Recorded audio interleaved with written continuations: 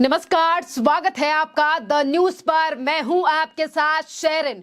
एक तरफ लोकसभा चुनाव तो वहीं दूसरी तरफ राहुल गांधी के गुजरात पहुंचने से पहले ही अब कांग्रेस में उड़ चुकी है 2 फूट और कांग्रेस के लिए लगा है बड़ा झटका। जी हां, लोकसभा चुनाव से ठीक पहले कांग्रेस को एक के बाद एक बड़े झटके लग रहे हैं और ये जो बड़ा झटका लगा है ये गुजरात से लगा है कि गुजरात में भी अब फिर एक बार कांग्रेस के बड़े नेता ने जो है वो कांग्रेस को दे दिया है इस्तीफा। जी हां, जिस तरीके से लगातार कांग्रेस के बड़े नेता कांग्रेस को छोड़कर अन्य पार्टियों का जो है वो दामन थाम रहे हैं और इसी बीच देखिए अर्जुन मोढवाडिया ने जो है वो कांग्रेस से इस्तीफा दे दिया है। और बड़ी बात यह है कि जिस तरीके से राम मंदिर की प्राण प्रतिष्ठा का न्योता ठुकराया गया था कांग्रेस की तरफ से और उसी न्योते ठुकराने के बाद से जो है वो लगातार बड़े और कद्दावर नेता अब कांग्रेस का छोड़ रहे हैं दामन। जैसे कि पहले ही बात जो है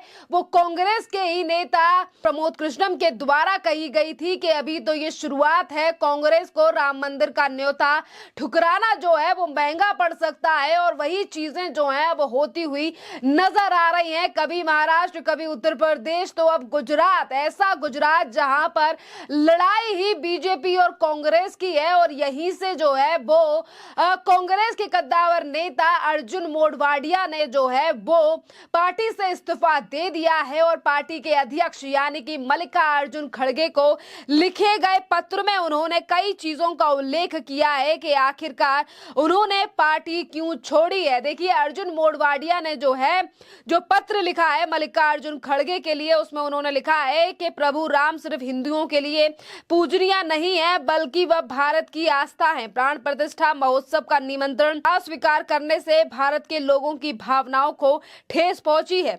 एक पार्टी लोगों की भावनाओं का आकलन करने में विफल रही। इस पवित्र अवसर को और अधिक विचलित करने और अपमानित करने के लिए राहुल गांधी ने असम में हंगामा खड़ा करने का प्रयास किया, जिससे हमारी पार्टी के कार्यकर्ता और भारत के जो नागरिक हैं वो काफी ज्यादा नाराज हैं।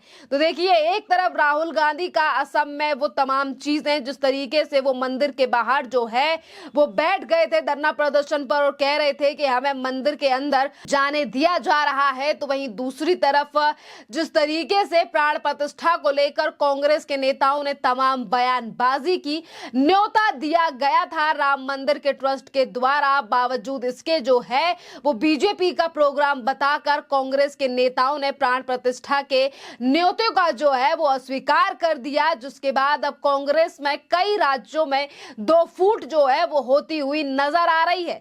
और जितने भी नेता आज कांग्रेस के लिए छोड़ रहे हैं उन्हीं का ये कहना है कि एक तरफ कांग्रेस के द्वारा राम मंदिर की प्राण प्रतिष्ठा को ठुकराए जाना या फिर कांग्रेस में एक बढ़िया नेतृत्व ना होने के चलते ही लोग जो हैं वो कांग्रेस को छोड़ रहे हैं। और देखिए अगर हम कहें कि गुजरात से ये बड़ा झटका राहुल गांधी और कांग्रेस के लिए इसीलिए है क्योंकि राहुल गांधी की भारत जोड़ो न्याय यात्रा जो है वो गुजरात में जल्द ही एंट्री लेने वाली है और सिर्फ 3-4 दिन में राहुल गांधी गुजरात पहुंचने वाले हैं। और उससे पहले ही पार्टी के यानी कि जो स्टेट चीफ अवरीश ढेर और सीनियर नेता साथ ही पूर्व विधायक अर्जुन मोढवाडिया जो है वो बीजेपी में शामिल होने का ऐलान कर दिया है। देखिए एक तरफ अर्जुन मोढवाडिया है, वहीं दूसरी तरफ सीनियर नेता भी हैं और वही यानी कि पार्टी के स्टेट चीफ अमरीश ढेर जो हैं उनकी तरफ से भी कहा गया है कि वो जल्द ही अब भारतीय जनता पार्टी को ज्वाइन करेंगे।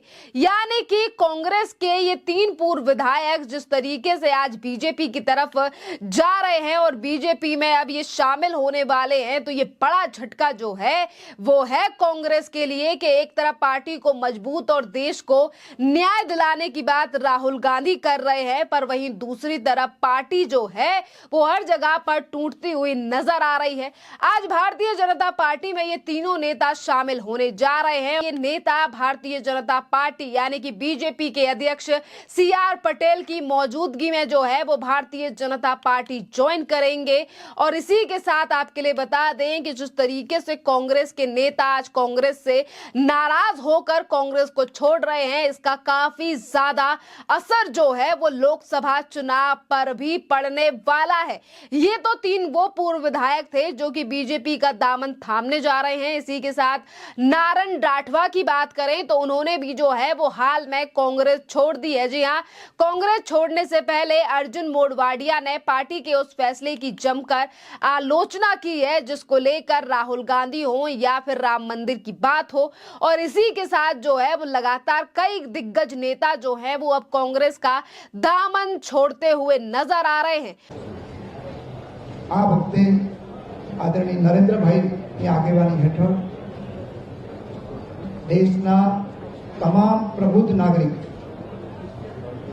આબાદ વૃદ્ધ એક થઈને જે આર્થિક અને સામાજિક બદલાવ લાવવાનું કામ કરે છે એમાં જોડાયેલા છે।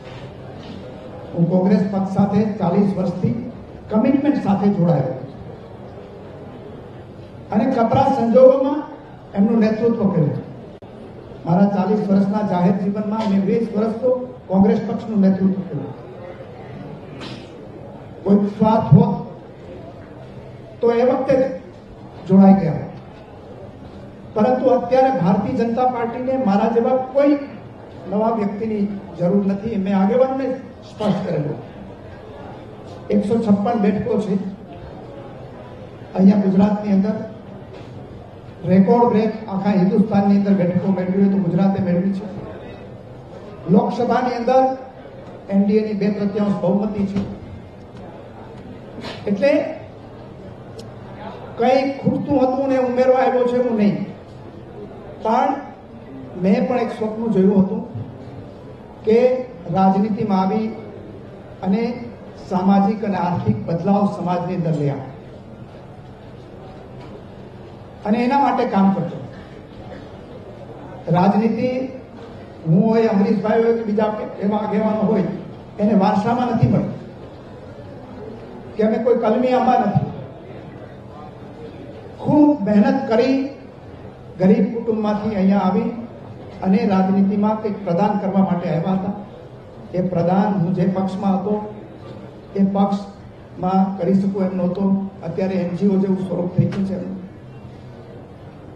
બદલાવ લાવવાની ત્યાં કોશિશ છે, બધાની નિષ્ફળ ગઈ છે અને એટલા માટે જે સ્વપ્ન મેં મારા પોરબંદર માટે જોયું હતું, મેં મારા ગુજરાત માટે જોયું હતું, એ સ્વપ્ન આજે મને ભારતીય જનતા પાર્ટીમાં આદરણીય નરેન્દ્રભાઈના નેતૃત્વમાં મને પરિવર્તન થતું દેખાય છે।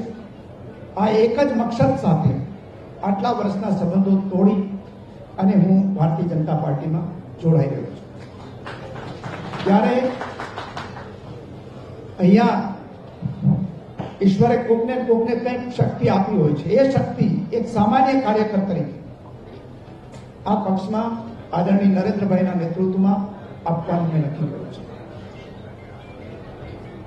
અને હું રિપીટ કરું છું કે જ્યારે કોઈ છોડીને જાય કોઈ કોંગ્રેસ પક્ષ ત્યારે જુદી જુદી એજન્સીઓના નામ આપે, બીજા નામ આપે, પણ દાવા સાથે કહું છું કોંગ્રેસના મારા સહિતના તમામ આગેવાનો છે એને કોઈએ ક્યારેય ડર બતાવ્યો નથી। આજે ત્યાં છે એને નથી બતાવ્યો, મને પણ ક્યારેય ડર નથી। મારા ઉપર 151ની કોઈ કલમ નથી લાગી, બીજા આગેવાનોને નથી। એટલે આજે પ્રચાર થાય છે એ પ્રચારને કારણે નહીં, કોઈ લાલચને કારણે નહીં, પણ બદલાવ લઈ આવવો છે અને બદલાવ આપણી નજર સામે આજે માનનીય અધ્યક્ષ શ્રી સી આર પાટીલ સાહેબે કહ્યું એમ આપણા બધાની નજર સામે આવે છે અને એમાં કંઈક યજ્ઞમાં થોડીક આહુતિ એક કાર્યકર તરીકે આપી શકીએ। ભગવાન રામ જ્યારે રામ સેતુ બાંધતા હતા ત્યારે ખિસકોલી છે એ જે રીતે આવી અને એમાં પોતાનું પ્રદાન કરતા હતા એમ મેં અહીંયા આવી અને એ રીતે નક્કી કરેલું છે અને અહીંયા આજે એક સિમ્બોલિક રીતે અમે આજે બધા જોડાયા છે અને બાકીના કાર્યકર્તાઓ છે, અમારા મત વિસ્તારના આગેવાનો છે, એ પણ આવનારા દિવસોની અંદર ત્યાં કાર્યક્રમ કરીને અને જેને અહીંયા જોડાવવું છે એને અહીંયા કરીને બીજા જિલ્લાઓમાં પણ જે લોકો સાથે આવવા માંગતા હશે તો માનનીય પ્રદેશ અધ્યક્ષની પરવાનગી લઈ અને એમને પણ જોડીશું। સાથે સાથે હું ઋણ સ્વીકાર કરું છું આદરણીય નરેન્દ્રભાઈનો, આદરણીય અમિત શાહ સાહેબનો કે મારા જેવા આગેવાનને એમણે ઉદારતાથી પ્રવેશ આપ્યો, આદરણીય નડ્ડા સાહેબનો, આદરણીય સી આર પાટીલ સાહેબનો, આદરણીય ભૂપેન્દ્રભાઈ પટેલનો, બધાનો ઋણ સ્વીકાર કરું છું અને આ પક્ષમાં ભારતીય જનતા પાર્ટીમાં રહીને મારામાં જે શક્તિ છે એ શક્તિ કમિટમેન્ટ સાથે આપવાની હું અહીંયાથી જાહેરમાં ખાતરી આપું છું અને અહીંયા હું જેટલું કામ જે પક્ષમાં હતો આટલા વખત એમાં જે શક્તિમાંથી કામ કરતો હતો એનાથી બમણી શક્તિથી અહીંયા એક કાર્યકર તરીકે કામ કરવાની ખાતરી સાથે કોઈ લોભ લાલચ કે કોઈ ટિકિટની અપેક્ષા વગર આ પક્ષમાં જોડાયા છું. મારા બીજા સાથીઓ પણ આજે જોડાયા, બીજા પછી જોડાવાના છે. એ બધાને હું હૃદયપૂર્વક ઋણ સ્વીકાર કરી અને આજથી આ આદરણીય પ્રદેશ અધ્યક્ષના હાથે કેસ કરી અને भारतीय जनता पार्टी में सत्तावार रूप से जोड़ाया छो. खूब खूब आभार. और वहीं अगर हम बात करें बीजेपी को लेकर तो देखिए बीजेपी उम्मीदवार के तौर पर चुनाव लड़ने की बात जो है वो कांग्रेस के नेता यानी कि अर्जुन मोढवाडिया की तरफ से कही गई है. जानकारी के मुताबिक अब अर्जुन मोढवाडिया जो है वो बीजेपी में शामिल होने जा रहे हैं और वहीं आगामी लोकसभा चुनाव के साथ होने वाले विधानसभा यानी कि विधानसभा उपचुनाव में भी वह बीजेपी के उम्मीदवार के तौर पर चुनाव भी लड़ेंगे. मोढवाडिया कांग्रेस के अध्यक्ष भी रह चुके हैं और लगातार 2 बार विधायक भी रहे हैं. तीसरी बार वह विधायक के ही टिकट पर 2022 में जीते थे. और देखिए एक तरफ तो गुजरात में ये बड़ा झटका है तो वहीं दूसरी तरफ अगर हम बात करें जनवरी की यानी कि जिस महीने में हुई थी प्राण प्रतिष्ठा उस महीने भी यानी कि शुरुआत ही कांग्रेस के लिए ज्यादा अच्छी नहीं हुई है हम ये कह सकते हैं क्योंकि उस समय पर भी पार्टी के सीनियर विधायक ने जो है वो पार्टी से इस्तीफा दिया था और तब चीजें चावड़ा ने पार्टी से इस्तीफा दिया था और चावड़ा बीजापुर सीट से विधायक थे और उनसे जो है वो खंबाल सीट से विधायक चिराग पटेल ने कांग्रेस छोड़ी थी और सीजे चावड़ा 2019 के लोकसभा चुनाव में अमित शाह के खिलाफ गांधीनगर से जो है वो चुनाव लड़े थे.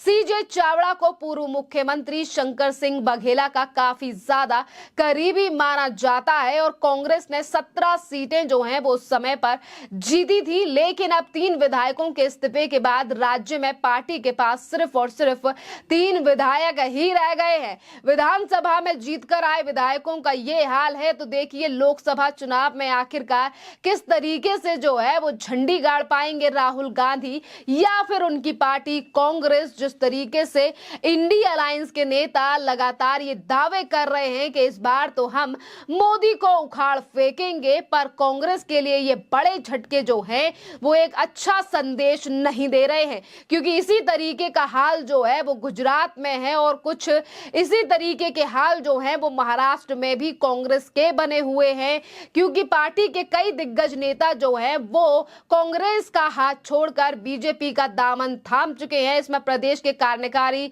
अध्यक्ष बसवराज पाटिल, पूर्व मुख्यमंत्री अशोक चौहान और बाबा सिद्दीकी जैसे नाम शामिल हैं जिन्होंने पिछले ही दिनों कांग्रेस को छोड़ दिया था. और अगर प्रमुख नेताओं की बात करें तो देखिए राणा गोस्वामी ने भी पार्टी से इस्तीफा दे दिया था. वहीं बंगाल में भी कांग्रेस को बड़ा झटका लग चुका है और कभी बंगाल में दीदी के विरोध में सिर मुंडवाने वाले कौसब बागची ने भी लोकसभा चुनाव से पहले पार्टी से इस्तीफा दिया. यानी कि जिन राज्यों में माना जा रहा था कांग्रेस को जो है कद्दावर माना जा रहा था, कांग्रेस को मजबूत माना जा रहा था, वहीं कांग्रेस की अंतर्कलह की वजह से कांग्रेस के नेता छोड़ रहे हैं पार्टी जिससे कहीं ना कहीं गुजरात, पश्चिम बंगाल, महाराष्ट्र और उत्तर प्रदेश जैसे राज्यों में कांग्रेस लगातार कमजोर होती हुई दिखाई दे रही है.